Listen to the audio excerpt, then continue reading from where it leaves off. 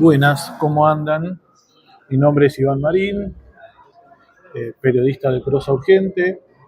Estamos haciendo una nueva emisión de este ciclo de editoriales políticas en YouTube que comenzamos el sábado último, pero que esta vez la vamos a adelantar. La idea es publicarlas todos los sábados al mediodía, pero ayer ocurrieron cosas, como ustedes estarán al tanto.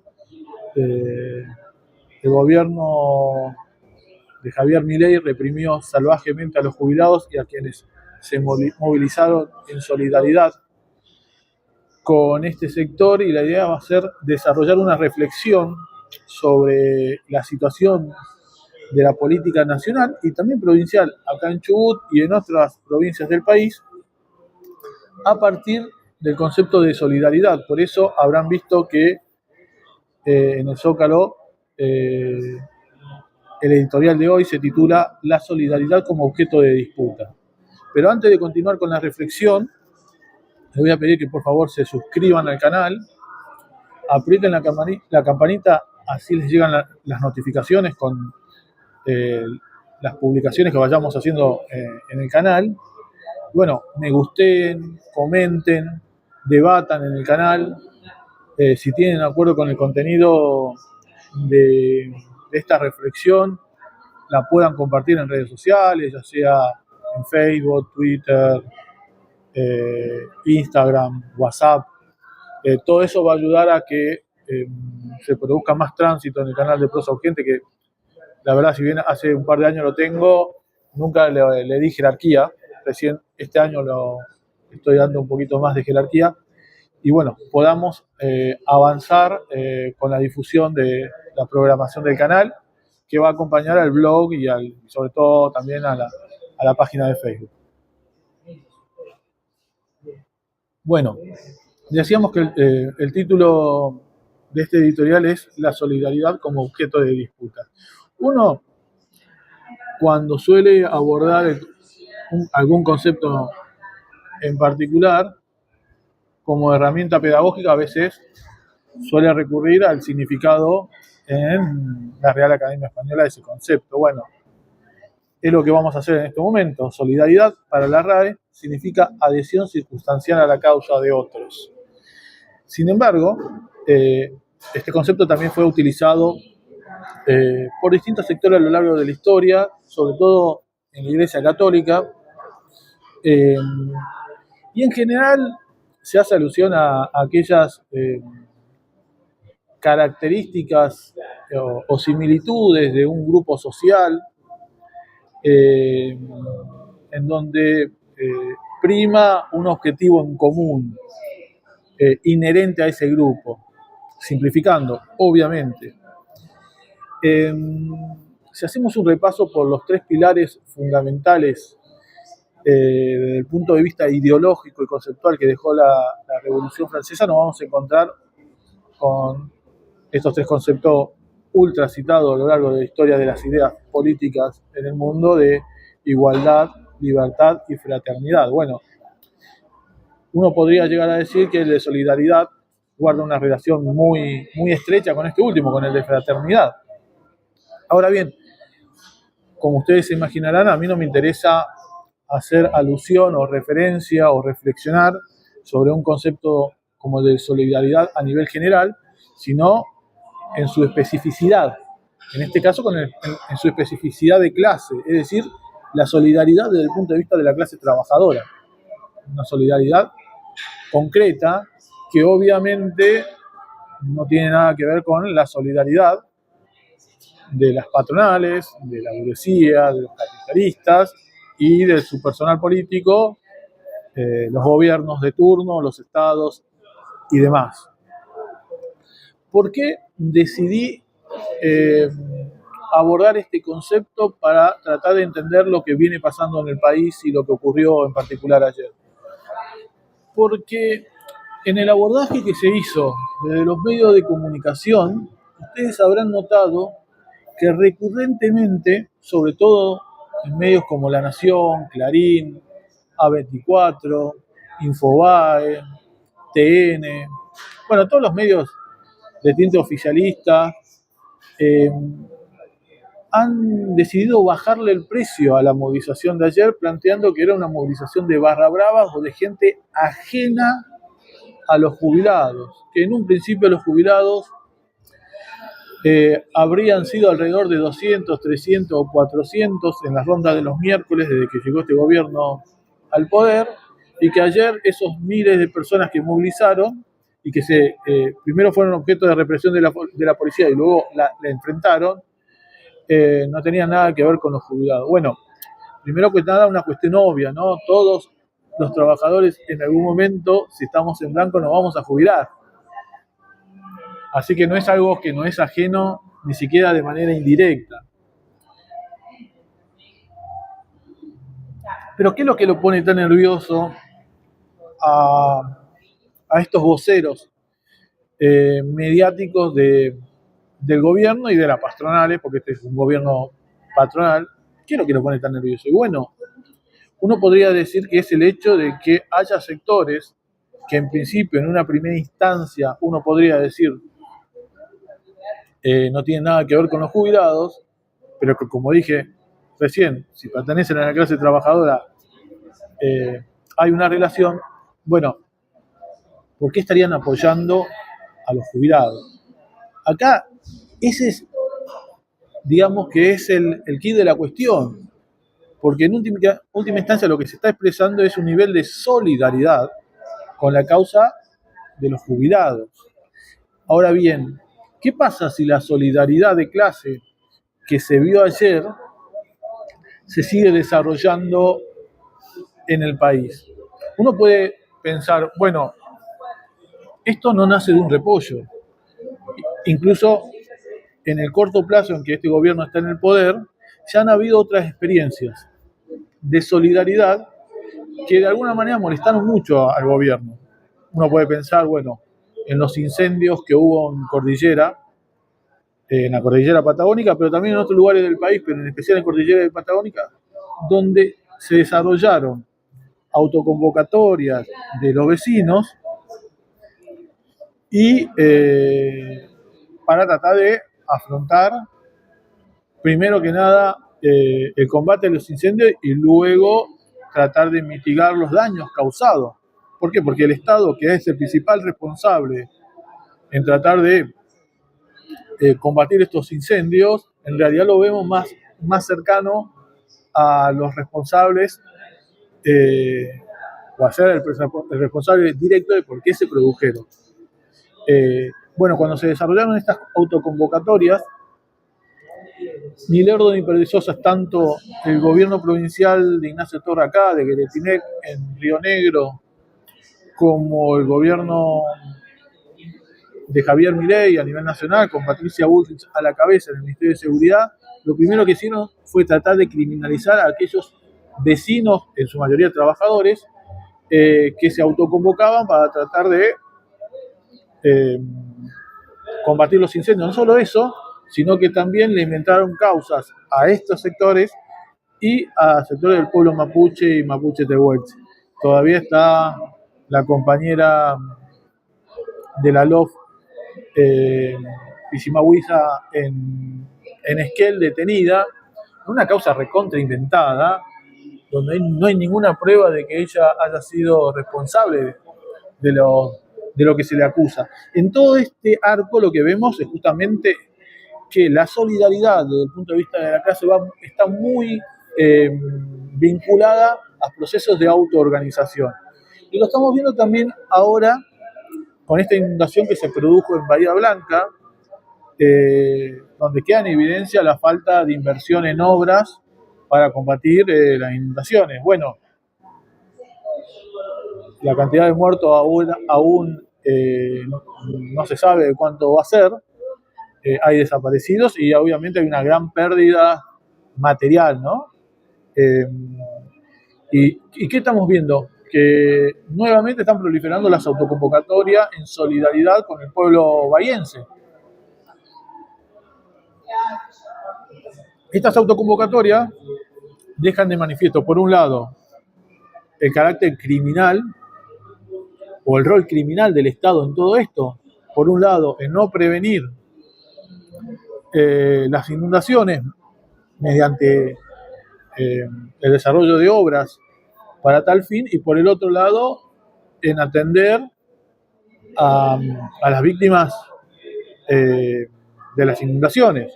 Ya vimos cómo el gobierno anunció un aporte, creo, de 10.000 millones de pesos, cuando se calcula que los daños o las pérdidas son muy superiores a los 400.000 millones de pesos. O sea, un nivel de insensibilidad fenomenal por parte del gobierno de Milei ante miles de personas que han perdido todo. En algunos casos han perdido familiares y en otros casos, bueno, han perdido todo lo que han podido ganar a lo largo de su vida, rompiéndose el lomo trabajando, valga la redundancia. Bueno, proliferan la solidaridad de clase del pueblo argentino con los damnificados por estas inundaciones. También lo vimos el año pasado en la lucha universitaria, y lo vimos hace poquito, en febrero, luego de estas declaraciones neto corte fascistoide por parte de Milei en Davos, que fue respondida por el movimiento LGTBI autoconvocado con una consigna muy concreta contra el gobierno fascista de Milei. Bueno, ocurre que esto despertó la solidaridad de un amplio espectro del pueblo, que obviamente no es LGTBI, pero observa cómo los ataques a este sector también son un ataque a sus propios intereses, porque un gobierno envalentonado como el de Milei va a ir por más. Entonces, ¿qué vemos en todo esto? Vemos como siempre se intenta generar, se intenta embarrar las canchas por parte de los medios de comunicación, cuando amplios sectores de la población se involucran en las luchas en curso de algún sector, valga la redundancia, en particular. Lo vemos en luchas concretas, lo hemos visto acá en Chubut, por ejemplo, con la lucha minera, lo hemos visto con la lucha, ahora lo estamos viendo con la lucha docente, como de a poquito está recibiendo el apoyo. Y bueno, en este marco de cosas, que se desarrollen la solidaridad de clase, también va a implicar que se desarrollen las autoconvocatorias. Están imbrincadas de alguna manera, quizás dialécticamente, ambos aspectos. Por eso uno nota el rol, digamos, cómplice que tienen las centrales sindicales, en particular la CGT, evitando llamar a paro. Cuando lo hacen simplemente para descomprimir. ¿Por qué? Porque obviamente que la CGT es un obstáculo, quizás el mayor obstáculo que tiene la clase trabajadora, me refiero a la burocracia sindical como concepto, más allá de la CGT, ¿no? La burocracia sindical es el mayor obstáculo que tiene la clase obrera para poder desarrollar la solidaridad de clase tan necesaria para luchar contra un gobierno antiobrero. Por eso, cuando los canales formales, sindicales, se ven, digamos, agotados por los trabajadores, empiezan a proliferar distintas experiencias autoconvocadas. Ahora bien, el desarrollo de estas experiencias de autoconvocatoria es el principal peligro que enfrenta o va a enfrentar el gobierno de Milei. Mayor aún será el peligro si esas autoconvocatorias se logran coordinar. Porque en tanto y en cuanto estas experiencias se mantengan dispersas y atomizadas, el gobierno va a mantener el control de la situación. Pero, por el contrario, si estas experiencias dejan de estar atomizadas y empiezan a coordinarse, estaremos frente a una situación en donde la agudización de la lucha de clases va a ir increciendo. Eh, lo que ocurrió ayer en Congreso, en lo particular, considero que es un punto de inflexión en la situación del gobierno, porque hasta el momento han habido desarrollos de experiencias por ahí embrionarias de autoconvocatoria o de lucha, pero en ninguno de los casos eh, se disputó el sentido de la calle. En ninguno de los casos hubo enfrentamientos contra el aparato represivo del Estado. Ayer lo hubo. Se rompió, digamos, un equilibrio que venía manteniéndose desde la asunción del gobierno con la complicidad de la CGT, que durante todo este tiempo una de las cosas que planteó y que puso en evidencia también la movilización LGTB en febrero era que frente a un gobierno represivo con aparente consenso de la población, era un peligro ir a disputarle las calles al gobierno. Bueno, bien mirado, siempre la lucha puede presentar un peligro, pero nunca la opción puede ser no luchar. Nunca la opción puede ser no luchar. Bueno, ayer por primera vez en este año y 2 o 3 meses que lleva Milei al frente del gobierno, eso se rompió. Y no creo que haya vuelta atrás, porque el descontento que produjo ver cómo fusilaron al periodista, al fotoperiodista Pablo Grillo, mientras estaba intentando sacar una foto en la represión y en los enfrentamientos de ayer, es impresionante. La imagen de esta abuela de 87 años, Beatriz Blanco, siendo golpeada por una cachiporra de un policía, generó indignación en todo el país. E inmediatamente, todas estas imágenes, fueron muchas más, estoy dando solamente 2 ejemplos, empezaron a viralizarse y demás, produjeron, entre otras cosas, las autoconvocatorias de los cacerolazos que se produjeron en algunas ciudades del país con más o menos fuerza, pero que incluso en Buenos Aires se desarrollaron hasta altas horas de la noche. Bueno, acá, como para ir cerrando, lo que me interesa señalar es esto. El camino para debilitar a este gobierno y para poder luchar por los intereses de la clase trabajadora y del pueblo en general es tratar de desarrollar las autoconvocatorias, porque del núcleo de las autoconvocatorias saldrá y se fortalecerá la solidaridad de clase, que es la que permitirá fortalecer el músculo de la clase obrera en el país y poder dar combate a estas políticas de ajuste que son de conjunto, porque estamos ante una reestructuración de conjunto de la vida social del país. Eso es lo que hay que tener, no es que estamos ante una reforma o contrarreforma puntual, estamos frente a una reestructuración en general. Ahí están los intentos por instaurar la megaminería en 2 provincias insignes en la lucha en la defensa del agua, como son Mendoza y Chubut, donde en 2019 en Mendoza se produjo una rebelión popular impresionante que logró revertir en 10 días la derogación de la ley 7.721, o en Chubut en el año 2021, en diciembre, que se produjo el chubutazo y logró revertir en una semana la derogación de la ley 5.001, en donde se había aprobado una zonificación minera. Bueno, ahora Ignacio Torres, en Chubut y Cornejo, en Mendoza están llevando adelante el mismo proceso. Por un lado, tratar de avanzar con la megaminería y por el otro lado, preventivamente una política de criminalización de la protesta social.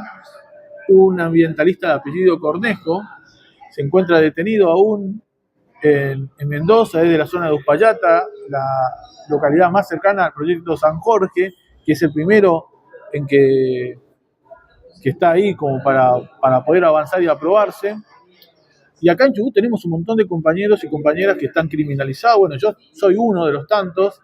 Recuerden que cuando se aprobó el RIGI, varios compañeros fueron a pedirle explicación a los diputados de la UCR Aguilera y Juncos, que se encontraban en una comisaría, y por ir a pedir explicación se inició una causa. Se está por caer la causa, no hay pruebas para poder avanzar, pero durante todo este tiempo los medios de comunicaciones locales, el diario Chubut, ADN Sur y demás, no hicieron más que estigmatizarnos y ponernos en la portada y en los principales editoriales infinidad de veces. Obviamente que si después nos absuelven, toda esta campaña que hicieron no se va a ver reflejada en una disculpa pública ni nada por el estilo. No se va a enterar nadie que nos absolvieron, o tendrá un titular chiquito que no lo ve nadie. Al igual que lo que ocurrió ayer con los jubilados, la causa contra la megaminería en Chubut despierta un amplio abanico de solidaridad en todo el pueblo chubutense, y es en esa solidaridad donde se produce donde se pone en riesgo la gobernabilidad de la clase dominante. Entonces, como para ir cerrando y no extenderlo mucho más, creo que ahí está el quid de la cuestión. Están trabajando mucho en tratar de debilitar esa solidaridad o tratar de poner escollos para que no se sigan desarrollando. Ahora bien, por eso todas estas campañas públicas de los medios de comunicación diciendo no, porque fue una movilización de barra brava. De los detenidos, aparentemente, según el gobierno de la ciudad de Buenos Aires, 5 o 6 personas tienen vínculo con algún club de fútbol. Las barra bravas, todos sabemos que son las fuerzas de choque de la burocracia sindical. La burocracia sindical brilla por su ausencia, no declaró paro. A los jubilados se vienen movilizando hace más de un año. En ningún momento amagaron siquiera hacer alguna medida en solidaridad con eso. Están dejando pasar el ajuste de manera fenomenal. Son parte del ajuste, no es que digamos, son algo ajeno, no, son parte de las políticas de ajuste. Entonces, un barra brava asesinó a Mariano Ferreira en el 2010. En ese momento no se los vio a los medios de comunicación condenar tanto a las barra bravas. Eran personas cercanas a los clubes. Ahora que hay un movimiento genuino desde las bases de apoyo a los jubilados, son todos barra bravas. Los barra bravas ayer casi no se hicieron presentes, pudo haber habido algunos, pero en términos generales no se hicieron presentes. El fútbol en Argentina es el deporte más popular. Todos, o casi la inmensa mayoría de las personas, somos hinchas de algún club. Y bueno, se canalizó por ahí. Con la complicidad de la CGT y principal desorganizador de la clase trabajadora de la burocracia sindical, bueno, el descontento se canalizó desde el punto de vista futbolero. Por algún lado tenía que salir. Y todo parece indicar que esto va a seguir desarrollándose. Y bueno, debemos estar atentos a eso, a tratar de seguir solventando, fortaleciendo los lazos de solidaridad, porque ese será el camino para, primero que nada, lograr imponer las autoconvocatorias y en última instancia imponer la huelga general, que es la principal herramienta de lucha que vamos a tener para bajar a este gobierno, porque hay que decirlo con todas las letras, este gobierno no se puede seguir sosteniendo. Es un gobierno que va camino a un gobierno de facto, porque no está respetando ninguna de las leyes constitucionales. Entonces hay que ir por abajo Milei, abajo Bullrich, y bueno, con la perspectiva de en algún momento poder construir un gobierno de trabajadores con una salida propia. Así que nada, para finalizar, insisto en que si podés difundir este video, ya sea compartiendo el video o suscribiéndote al canal, apretando la campanita, comentando, poniendo me gusta. Y no descarto en el fin de semana volver a hacer otro editorial, ya con más elementos y que tenga que ver con la caracterización de la coyuntura en la que nos encontramos, porque, como dije, lo que ocurrió ayer cambia el panorama de la lucha de clases en el país. Por primera vez hubo enfrentamientos con el gobierno, la clase trabajadora salió a movilizarse frente a la represión por parte del Estado, respondió, no se dejó pegar. Ahora bien, esa respuesta tiene que estar organizada. Nos vemos.